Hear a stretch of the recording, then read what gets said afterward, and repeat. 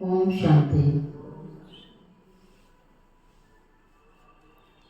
आज बाबा की 13 फरवरी की साकार मुरली। मीठे बच्चे, बाप जो है जैसा है उसे यथार्थ रीति जानकर याद करना।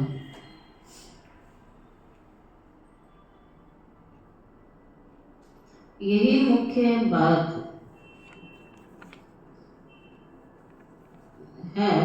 मनुष्यों को ये बात बहुत युक्ति से समझानी है।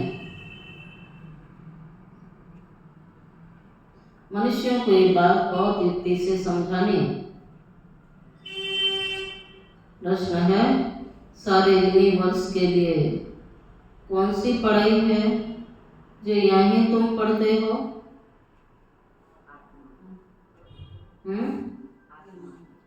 सारे यूनिवर्स के लिए कौन सी पढ़ाई है जो यहीं तुम पढ़ते हो?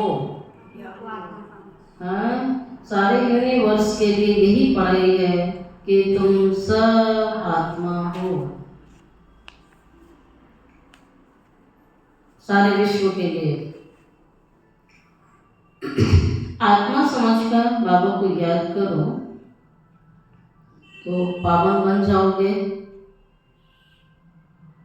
सारे यूनिवर्स का जो बाप है वह एक ही बार आते हैं और सबको पावन बनाते हैं। वही रचिता और रचना की नॉलेज देते हैं।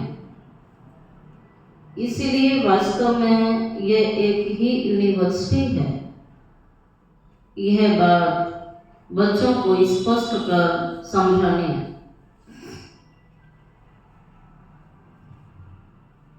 ओम शांति।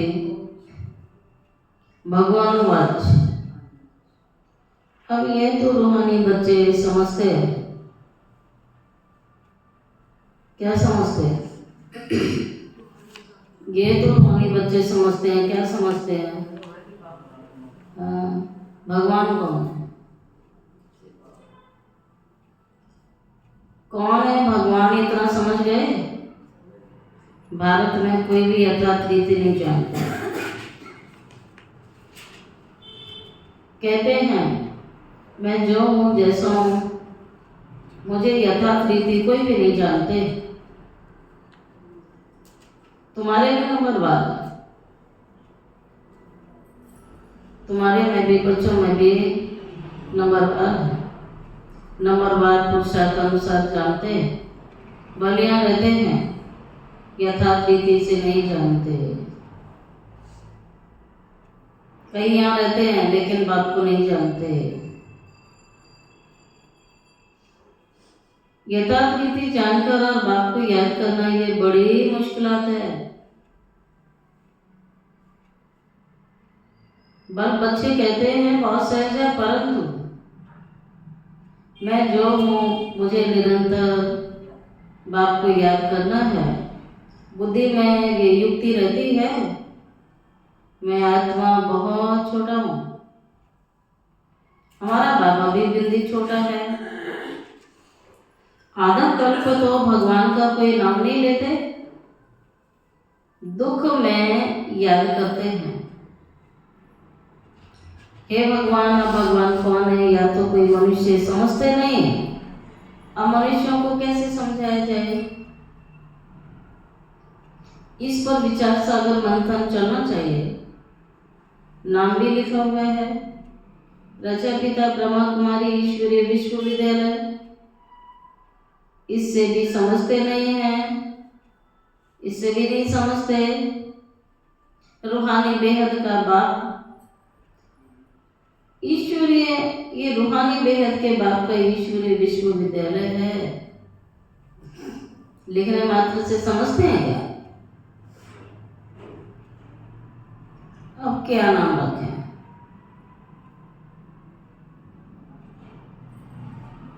जो मनुष्यों को झट समझ में आ जाए। कैसे मनुष्यों को समझाएं कि यूनिवर्सिटी है ये।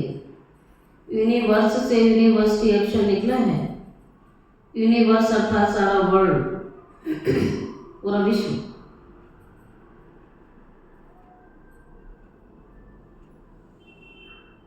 तो बाबा कहते हैं उसका नाम रखा यूनिवर्सिटी, जिसमें सब मनुष्य पढ़ सकते हैं। यूनिवर्स के लिए के पढ़ने के लिए यूनिवर्सिटी है। अब वास्तव में यूनिवर्स के लिए तो एक ही बाप आते हैं, उनकी एक ही यूनिवर्सिटी है। बच्चों का लक्ष्य भी एक है, यूनिवर्सिटी भी एक है, पढ़ाने वाला भी एक और लक्ष्य भी एक है। बाबा का सारे यूनिवर्स को पावन बनाते हैं, योग सिखाते हैं। ये तो सब धर्म वालों के लिए कहते हैं अपने को आत्मा समझो। ये सारे विश्व के लिए श्रीमत है, सारी दुनिया के मनुष्यों के लिए श्रीमत है कि आप अपने को आत्मा समझो। आत्मा समझेंगे तो दूसरों को भी आत्मा समझेंगे, खुद को आत्मा समझेंगे तो दूसरे को भी आत्मिक दृष्टि से देखेंगे। तो स्वतः ही दैहिक दृष्टि समाप्त हो जाएगी, तो विकार भी समाप्त हो जाएंगे।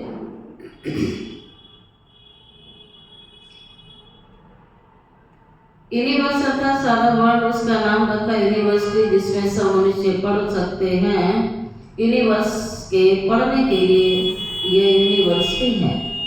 अब वास्तव में यूनिवर्स के लिए एक बाप आते हैं, उनके एक ही यूनिवर्सिटी लक्ष्य भी एक बाप आकर सारे विश्व को पढ़ाते, पावन बनाते, योग सिखाते हैं। ठीक है, तो बाबा कहते हैं इस यूनिवर्सिटी का एक ही लक्ष्य है, योग सिखाना, पावन बनाना। इनकॉर्पोरियल गॉडफादर, ख्याल किया जाता है मनुष्य ऐसे हैं जो सारे वर्ल्ड में बाप को एक भी नहीं जानते। रचयिता को जाने तो रचना को भी जाने, रचयिता द्वारा रचना को जाना जा सकता है। बाबा बच्चों को सब कुछ समझा देंगे, और कोई भी नहीं जानते। ऋषि मुनि नीति नीति करते चले गए। बाबा कहते हैं तुमको पहले ये रचयिता रचना की नॉलेज नहीं थी, पहले बाबा कहता पहले तो तुम जानते नहीं थे, अभी रचयिता ने समझाया हुआ है। बाबा कहते हैं मुझे सब पुकारते भी हैं, आकर हमको सुख और शांति दो, क्योंकि सभी अभी सब दुख और शांति में, उनका नाम ही है दुख हरता सुख करता। तो वह कौन है? भगवान है, और वह कैसे दुख हरकर सुख देते हैं ये कोई भी दुनिया में जानते नहीं है। ऐसा क्लियर कर लिखें तो मनुष्य समझ जाएं कि निराकार गॉडफादर नॉलेज देते, ऐसे ऐसे विचार सागर मंथन करना चाहिए। बाबा समझाते हैं मनुष्य सभी पत्थर बुद्धि है, अभी तुमको पारस बुद्धि बना रहे हैं। वास्तव में पारस बुद्धि उन्हें नहीं, उन्हें कहेंगे जो कम से कम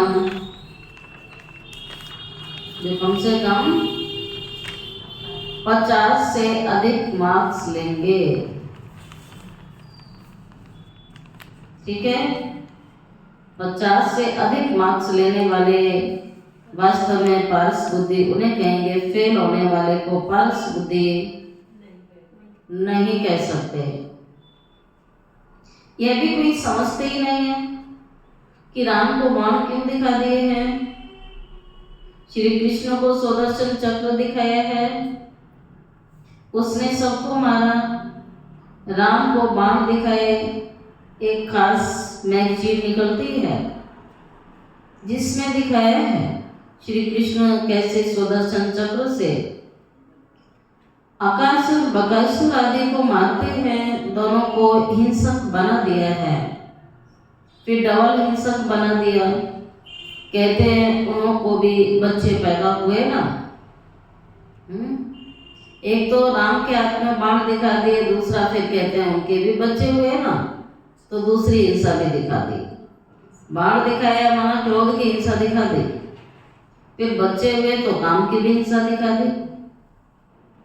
डबल हिंसक बना दिए। कहते हैं उन्हों को भी बचे हुए, अरे वह तो निर्विकारी देवी देवताएं हैं, वहां रावण नहीं है। इस समय रावण संप्रदाय कहा जाता है। अभी तुम समझाते हो योग बल से विश्व की बादशाही लेते हैं। योग बल से विश्व की बादशाही लेते हैं। तो बाबा हमेशा कहते हैं कि योग बल से बचे नहीं होंगे। योग बल से स्वर्ग बन जाता है, योग बल से पावन बन जाते हैं, योग बल से सतो प्रधान बन जाते हैं। तो योग बल से तो कुछ भी संभव है ना। वो तो निर्विकारी दुनिया है। अभी तुम शूद्र से ब्राह्मण बने हो, ऐसा अच्छी रीति समझाना चाहिए। जो मनुष्य समझे इनके पास पूरा ज्ञान है। थोड़ा भी इस बात को समझेंगे तो समझा जाएगा यह ब्राह्मण कुल का है। कोई के लिए तो झट समझ जाएंगे कि ब्राह्मण कुल का है और कोई नहीं है। आते तो अनेक प्रकार के बच्चे हैं, लेकिन यथार्थ बात को जानने वाले थोड़े से हैं। बाबा कहता मैं जो हूँ जैसा हूँ यथार्थ जानने में कई बच्चे यहाँ रहने वाले भी नहीं जानते हैं, आने वाले भी नहीं जानते हैं, नंबरवार है।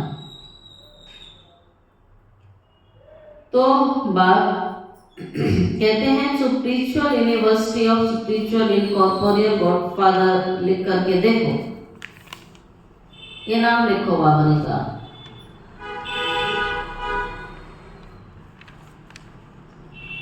Spiritual university of spiritual incorporeal godfather लिख करके देखो क्या होता है। विचार सागर मंथन कर अक्षर मिलाने होते हैं। इसमें बड़ी युक्ति चाहिए लिखने की, जो मनुष्य समझें। या ये नॉलेज गॉडफादर समझा रहे हैं अथवा राजयोग सिखलाते हैं। ये अक्षर भी कॉमन है। जीवन मुक्ति, डीटी, सॉवरेंटी इन सेकेंड।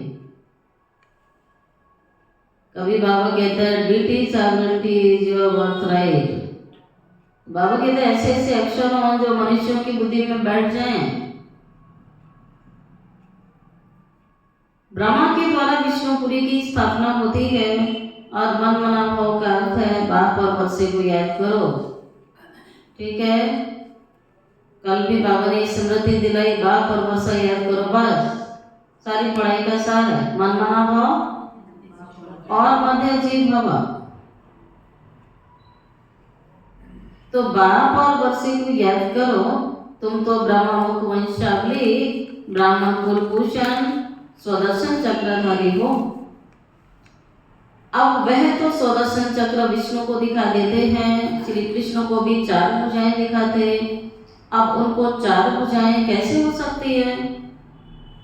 बाबा कितना अच्छी रीति समझाते हैं।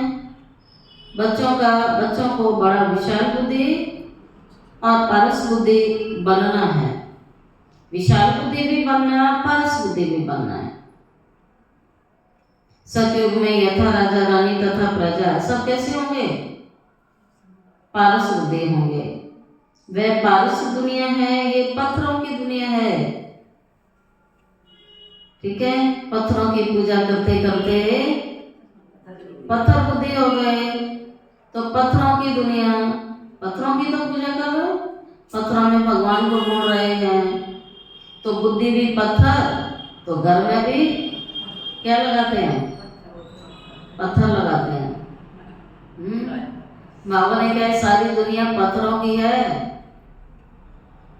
भगवान को पत्थरों में ढूंढ रहे हैं। पत्थर बुद्धि और सतयुग है पारस दुनिया। बुद्धि भी पारस, दुनिया भी पारस, सब तरफ बाबा कहता है पारस। तुम्हें नॉलेज मिलती है मनुष्य से देवता बनने की। तुम अपना राज्य बाबा की श्रीमत से फिर से स्थापन कर रहे हो। बाबा हमको युक्ति बतलाते हैं, राजा और महाराजा कैसे बन सकते हो। तुम्हारी बुद्धि में ज्ञान भर जाता है औरों को समझाने के लिए। गोले पर समझाना बड़ा सहज है। इस समय जनसंख्या देखो कितनी है? हाँ, कितनी है? हो गए ना 700-800 करोड़ आ गए, नहीं आ गए अभी तक धरती पर। बाबा ने कहा देखो इस समय जनसंख्या कितनी है, सतयुग में कितने थोड़े रह जाएंगे। संगम है ना, ब्राह्मण तो थोड़े ही होंगे, ब्राह्मणों का युग छोटा है।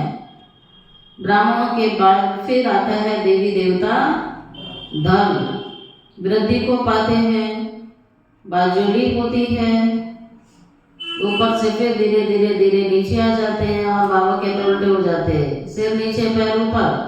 और सतयुग में सीधे, और कलयुग में आते आते आते आते उल्टे। आधा कल्प सीधे रहे, आधा कल्प उल्टे हो गए, उल्टे लटक गए। बाबा कहते हैं मैं आके फिर से तुम्हें सीधा करता हूं। तो ब्राह्मणों का छोटा सा युग है, ब्राह्मणों के बाद देवताएं वृद्धि को पाते रहते हैं, बाजुली होती है, सीढ़ी के चित्र के साथ विराट रूप भी होगा, समझाने में क्लियर होगा। जो तुम्हारे कुल के होंगे, जो देवी देवता कुल के होंगे, ब्राह्मण कुल के होंगे, उनकी बुद्धि में रचयिता और रचना की नॉलेज सहज ही बैठ जाएगी। उनकी शक्ल से मालूम पड़ जाता है कि हमारे कुल का है या नहीं है। इंटरेस्ट ही नहीं लेंगे जो होंगे नहीं, और जो होंगे बड़ी रुचि से सुनेंगे।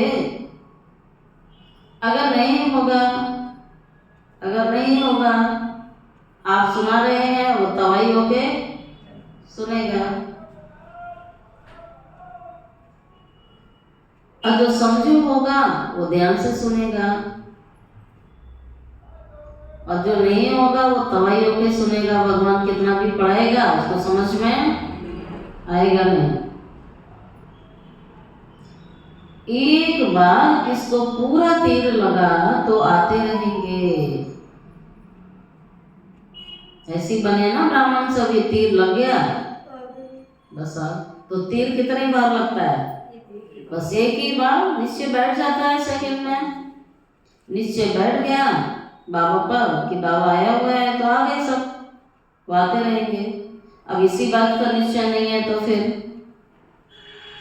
कोई प्रश्न पूछेंगे और कोई अच्छा फूल होगा तो रोज आप ही पूरा समझ कर चला जाएगा। चित्रों से तो कोई भी समझ सकते हैं। यह तो बराबर देवी देवता धर्म की स्थापना बाप कर रहे हैं। कोई ना पूछते भी आप ही समझते रहेंगे, और कोई तो बहुत पूछते हैं, और कोई बिना पूछे भी सब समझ में आ जाता है ज्ञान। और कईयों को बहुत सवाल रहते हैं, पूछते रहेंगे, समझते कुछ भी नहीं है, बस पूछना है हमें। फिर समझाना होता है, हंगामा तो करना नहीं है। फिर कहेंगे ईश्वर तुम्हारी रक्षा भी नहीं करते हैं, हंगामा करते हैं, फिर कहेंगे ईश्वर तुम्हारी रक्षा नहीं करते। अब वह रक्षा क्या करते हैं सो तो तुम जानते हो ना। अब कर्मों का हिसाब किताब तो हर एक को अपना चुप तो करना है। कर्म एक जैसे तो नहीं है, अलग अलग है, चुप तो करना होता है। कुछ कर्म इंडिविजुअल व्यक्ति करता है और कुछ कर्म सामूहिक होते हैं, तो सामूहिक हिसाब किताब भी चुप तो होता है ना। कई मिलकर इकट्ठे ऐसा काम करते हैं तो फिर क्या होता है, इकट्ठों की मौत होती है ना। ऐसे बहुत है, तबीयत खराब होती है तो कहते हैं रक्षा करो। बाबा कहते हैं हम तो आते हैं पतितों को पावन बनाने आते हैं, वह धंधा तुम भी सीखो ना। बाप का धंधा बच्चों को सीखना है। कौन सा धंधा है? यही धंधा है, यही धंधा बाबा कहते हैं तुम करो, सीखो। और बाबा कहते हैं औरों को भी सिखाओ। बाप 5 विकारों पर जीत पहनाते हैं और ही जोर से वे सामना करेंगे। विकार का तूफान बहुत जोर से आता है। बाप तो कहते हैं बाप का बनने से सब बीमारियां उथल खाएंगी। बाबा का बने हुआ तूफान जोर से आएंगे, बीमारी बाहर आएगी, उथल खाएगी। तूफान जोर से आएंगे। ये पूरी बॉक्सिंग है, ये माया से कुश्ती है। ये अच्छे अच्छे बॉक्सिंग होती है ना पहलवानों की। बाबा भी कहता है तो तुम्हारी किससे हो रही है? माया से। माया भी बहुत बड़ी पहलवान है। हाँ, अच्छे अच्छे पहलवानों को भी हरा देती है। अच्छे अच्छे पहलवानों को हरा देती है, अर्थात अच्छे अच्छे बच्चों को भी हरा देती हैं अच्छे, लेकिन दृष्टि अभी तक सुधरी नहीं। अच्छे हैं, दृष्टि का सुधार नहीं हुआ अब तक। बाबा सब देखता है, ना चाहते भी कुदृष्टि जाती है अभी तक भी। रजिस्टर अपना खराब कर लेते हैं। अब बाबा हमें कहता है जिसकी कुदृष्टि है, गंदी दृष्टि है, ऐसे बच्चों से बात नहीं करनी चाहिए। कुदृष्टि वालों से बात नहीं करनी है। कुदृष्टि पता तो लगती है, तो पता लग गई तो अलर्ट हो जाओ, बात नहीं करनी चाहिए।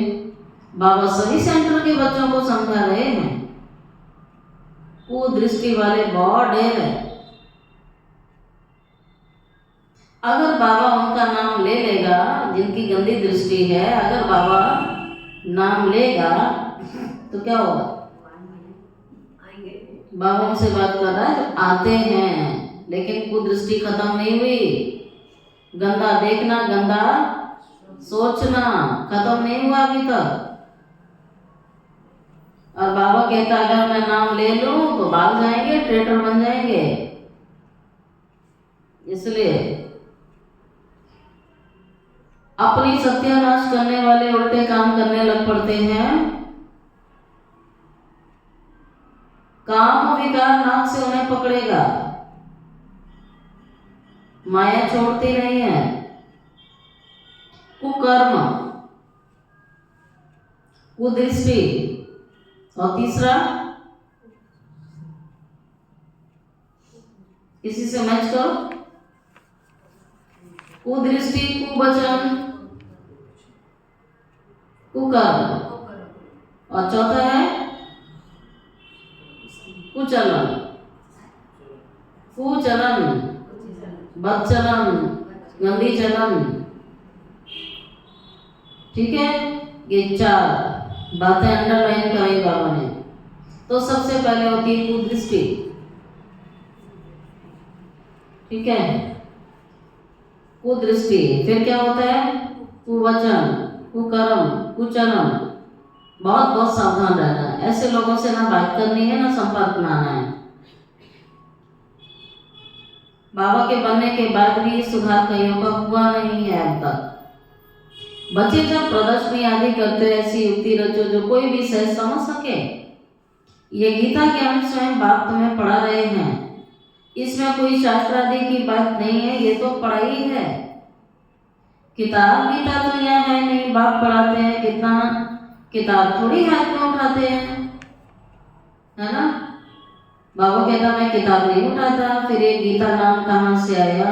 ये सब धर्म शास्त्र बनते ही बाद में है।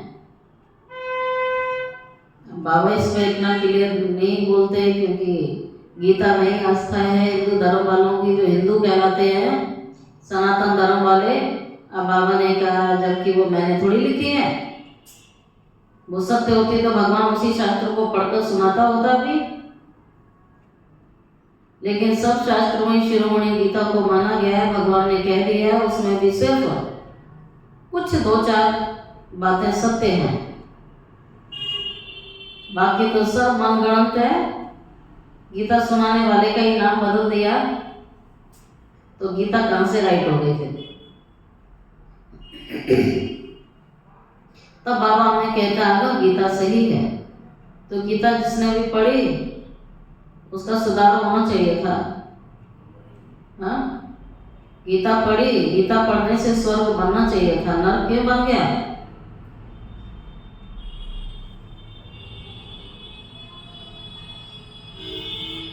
इसीलिए बाबा इतनी समझाते हैं, ये तो पढ़ाई है। बाबा कोई किताब नहीं लेते हैं, फिर ये गीता नाम कहाँ से आया? धर्मशास्त्र सब द्वापर युग में बनते हैं। कितने अनेक मठ पंथ हैं, सबके अपने अपने शास्त्र हैं। टाल डाल जो भी है, छोटे छोटे मठ पंथ हैं, उनके भी शास्त्र आदि अपने अपने हैं। तो वह हो गया है सब बाल बच्चे।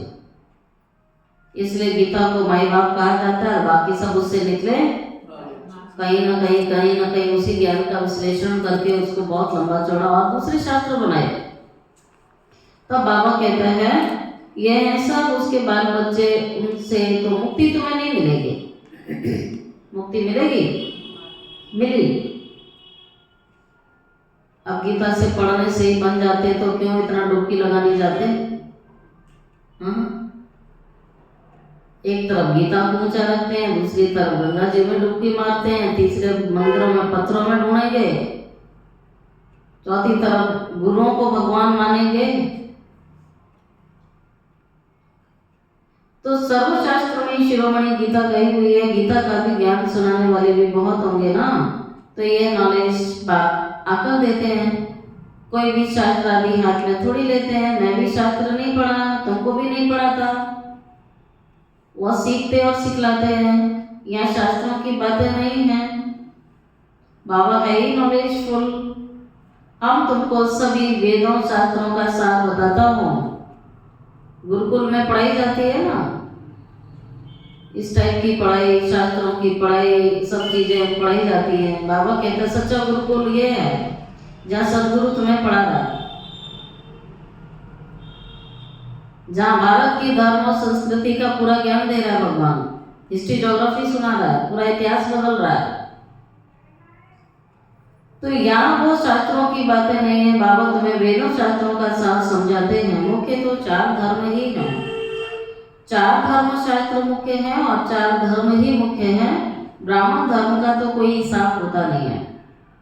तब तो बाबा कहता है ये कितनी समझने की बातें हैं। ये सब बातें बाबा तुम्हें डिटेल में समझाते हैं। मनुष्य डिटेल में समझाते हैं, भगवान जितना कौन समझाता होगा? 4 पेज की मुरली रोज चलती है। कितना कोई सुनाएगा? शास्त्र भी कितना कोई लिमिट है। भगवान की मुरलियां कितनी आती हैं? माता थैले भर भर के मुरलियां ला के देती हैं यहाँ। कितना समझाता है? इतना तो कोई नहीं समझाता होगा संसार में। 2-4 बार समझाएगा, 10 बार समझाएगा, उसमें ही बस हार मान लेता है। कौन माता को बच्चे करे? छोड़ देंगे। आप अपने घर में देख लो, बच्चों कितनी देर समझाते हैं। एक उम्र आती है छोड़ देते हैं, फिर तो समझाना ही बंद कर देते हैं, कुछ कहना ही बंद कर देते हैं। और अब तो ये समझाने समझने वाले भी ऐसे नहीं है। वो बचपन से ही ऐसे संस्कार हैं कि वो सुनना ही नहीं चाहते। तो आप कैसे समझाओगे? समझना ही नहीं चाहते हैं। और भगवान कहता है बच्चे बूढ़े जवान में सबको रोज समझाता हूँ। भगवान इतना समझाता है जिसकी कोई लिमिट नहीं है। अब आप देख लो उसकी समझाने कितनी हमारे अंदर जाती है।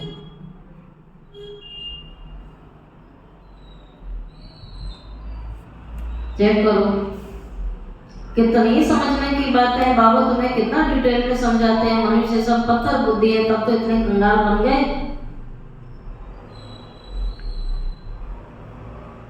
देवताएं गोल्डन एज में थे, वहां सोने के महल थे, सोने की खानियां थी।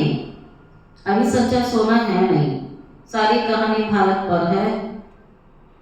तुम देवी देवताएं पारस बुद्धि थे, विश्व पर राज्य करते थे। अभी तुम्हें इस स्मृति बाबा ने दिलाई है कि सारा विश्व, भारत तो क्या सारे विश्व के आप मालिक थे। और इसी धरती पर श्री लक्ष्मी और नारायण का राज्य और धरती सोने की चिड़िया, पैराडाइज हेवन। बाबा ने कहा जहाँ सर्व प्राप्तियां होंगी ऐसी दुनिया बाबा ने बनाई, लेकिन तुम नर्क के मालिक बन गए। अब फिर पारस बुद्धि बनते हैं, ज्ञान बच्चों की बुद्धि में है, जो फिर औरों को समझाना है। बच्चों की बुद्धि में आ गया, सारा ज्ञान क्लियर हो गया, इससे बैठ गया, इससे बैठ गया, तो क्या करना फिर? जब बोलो औरों को बताओ तो कहते हैं क्या सुनो, तो समझ लिया तो समझाना चाहिए ना। फिर बाबा कहते औरों को क्यों नहीं समझाते, फिर क्यों नहीं बताते? ड्रामानुसार पाठ चलता रहता है, जो टाइम पास होता है सो एक्यूरेट फिर भी पुरुषार्थ तो कराएंगे ना। जिन बच्चों को नशा है कि स्वयं भगवान हमको हेवन का मालिक बनाने के लिए पुरुषार्थ कराते हैं, उनकी शक्ल बड़ी फर्स्ट क्लास खुशनुमा रहती है। बाबा कहता है जिनको ये विषय बैठ गया वो खुश रहते हैं, ये निशानी है, हल्के रहते हैं, खुशी कोई दो चार करते कि नहीं, सदैव। बाबा आते भी हैं बच्चों को पुरुषार्थ कराने, प्रारब्ध के लिए, यह भी तुम जानते हो। दुनिया में थोड़ी कोई जानता है, हेवन का मालिक बनाने भगवान पुरुषार्थ कराते हैं, तो खुशी होनी चाहिए। क्या सुना? भगवान हेवन का मालिक बनाता है तो खुशी होनी चाहिए। है खुशी इतनी रहती है? बाबा कहता है शक्ल तुम्हारी कैसी होनी चाहिए? फर्स्ट क्लास, फर्स्ट क्लास रहनी चाहिए। कोई ये ना कहे चिंता वाली शक्ल है, दुखी है या बीमार है, ऐसी शक्ल रखते हैं, बाबा को पसंद नहीं है। शक्ल बड़ी खुशनुमा होनी चाहिए। बाप की याद से तुम सदैव हर्षित रहेंगे, और कोई चीज ही नहीं ऐसी जिससे हर्षित रहें, क्योंकि जैसी स्मृति होगी वैसी स्थिति अपने आप दिखेगी। स्मृति तो किसी को नजर नहीं आ रही है, लेकिन वो स्मृति का जो रिफ्लेक्शन है वो हमारे फेस पर आता है, जो दिखता ही है, उसको छिपा नहीं सकते। कोई अंदर से दुखी है तो बाहर दिखेगा ही दिखेगा ना। बाबा यही कहते हैं मेरे बच्चों की शक्ल फर्स्ट क्लास होनी चाहिए, खुशनुमा होनी चाहिए। बाबा की याद से तुम सदैव हर्षित रहेंगे, और अगर तुम बाबा को भूलते हो तो क्या होगा? मुरझा जाओगे, मुरझाइश आएगी। बाबा और वर्षे को याद करने से खुशनुमा हो जाते हैं, बाबा को भूलने से मुरझाइश आती है। बाप और वर्षे को याद करने से खुशनुमा हो जाते, हर एक की सर्विस से समझा जाता है। बाप को बच्चों की खुशबू आती है, सपूत बच्चों से खुशबू आती है, कपूत से बदबू आती है। बगीचे में खुशबूदार फूल कोई उठाने की दिल होती है। बाबा कहते हैं अक को कौन उठाएगा? तो ये चैतन्य फूलों की बात हो रही, कई अक समान है बदबू,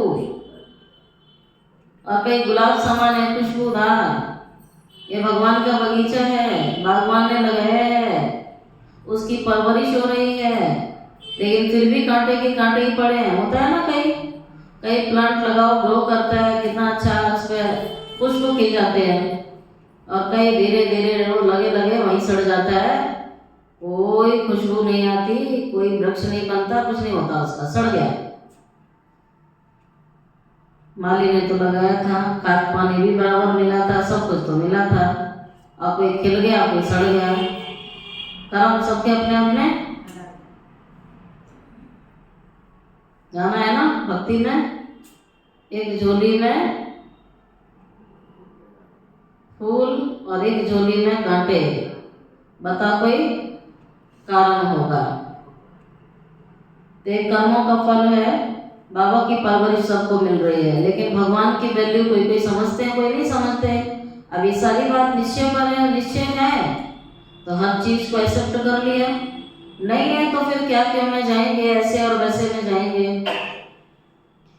बाबा कहता है कपूत से बदबू आती है, वो आके हमें कौन उठाएगा? तो बाबा उस बगीचे से तुलना करते हैं, अख का फूल देखो, गुलाब का देखो, कितना अंतर है। कोई नहीं तोड़ के लाता अक्का। गुलाब का कहीं भी देखेंगे हरी की दिल होगी तो वहाँ लिखना पड़ता है तोड़ना मना है, लेकिन अख के फूल के आगे कौन लिखता है तोड़ना मना है? जितना मर्जी तोड़ो, लेकिन कोई तोड़ता ही नहीं। ऐसे ही बाबा कहता अख का मत बनो, गुलाब के फूल बनो, रूहे गुलाब, खिला हुआ गुलाब, खुश रहने वाले गुलाब, मुरझाए हुए नहीं। अच्छा मीठे मीठे सिकिलदे बच्चों प्रति माता पिता बाप दादा का याद प्यार, गुड मॉर्निंग। रूहानी बाप की रूहानी बच्चों को नमस्ते। रूहानी बच्चों की रूहानी बाप दादा को याद प्यार, गुड मॉर्निंग और नमस्ते नमस्ते नमस्ते। शुक्रिया बाबा, शुक्रिया बाबा, शुक्रिया बाबा। क्या सुना?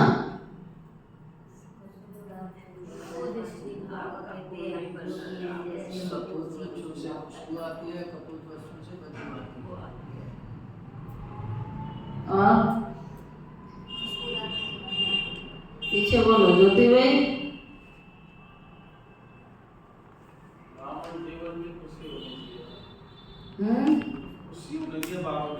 क्लास में हो? अच्छा, और बताओ। बाप और वर्षक याद करना, बाकी फटाफट बोलो, सुने नहीं मुझे। पत्नी से पावन बनना है।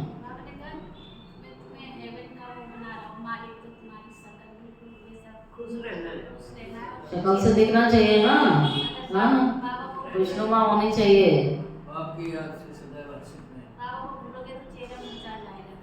बाबा की याद से हर्षित रहेंगे। कोई खड़ा गेट खोल दो। अच्छा, और बताइए। 4 बातें कौन सी सुनी?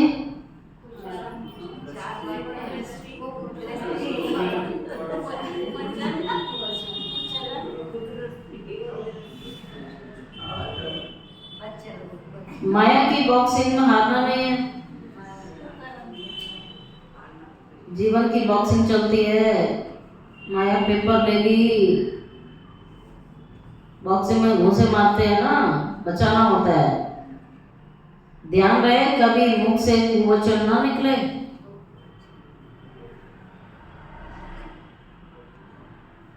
कुदृष्टि, कुचलन, कुकर्म ना हो जाए। अटेंशन रखो और वक्त, क्योंकि करने में स्वतंत्र है सब, लेकिन भोगने में कोई स्वतंत्र नहीं है। जब करेंगे तो कोई रोकने नहीं आएगा आपको, लेकिन सजा अवश्य भोगनी पड़ेगी। तो पकड़ने जरूर आएगा कोई, कारण जरूर पकड़ेंगे उसे। फर्स्ट क्लास खुशबूदार फूल बनना है। नशा है तो नशे की बात कौन सी? स्वयं भगवान हमें पढ़ाता है, ये बात नशे की है, इस पे चिंतन करो। बाबा की याद में रहे, सदैव हर्षित रहना है। याद होगी तो हर्षित रहेंगे, कभी मुरझाना नहीं है। कभी माना कभी नहीं।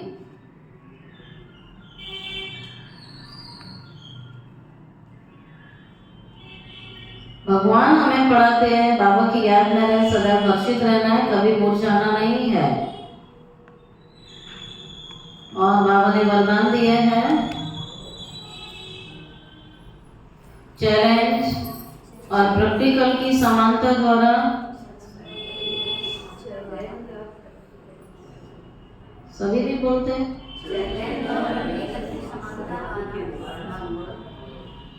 स्वयं को पापों से सेफ रखने वाले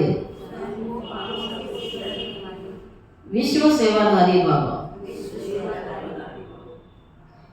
आप बच्चे जो चैलेंज करते हो ना, उस चैलेंज और प्रैक्टिकल जीवन में समानता होनी चाहिए।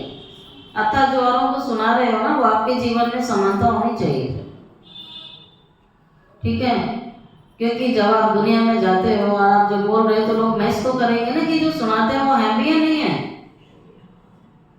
बाबा उस बात की कहता है कि जो आप चैलेंज करते हो तो आपकी लाइफ में उसकी मैचिंग तो होनी चाहिए, समानता तो होनी चाहिए, आपके प्रैक्टिकल लाइफ में भी होनी चाहिए। नहीं तो पुण्य आत्मा की बजाय बोझ वाली आत्मा तुम बन जाओगे। फिर जीवन में नहीं है, बस सुनाने का है तो बोझ वाली आत्मा बन जाएंगे।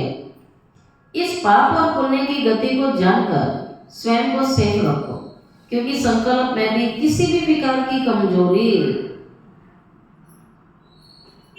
अच्छा, तो बाबा ने इसमें कई चीजें बोली हैं। किसी भी प्रकार की कमजोरी, जैसे कि व्यर्थ बोल,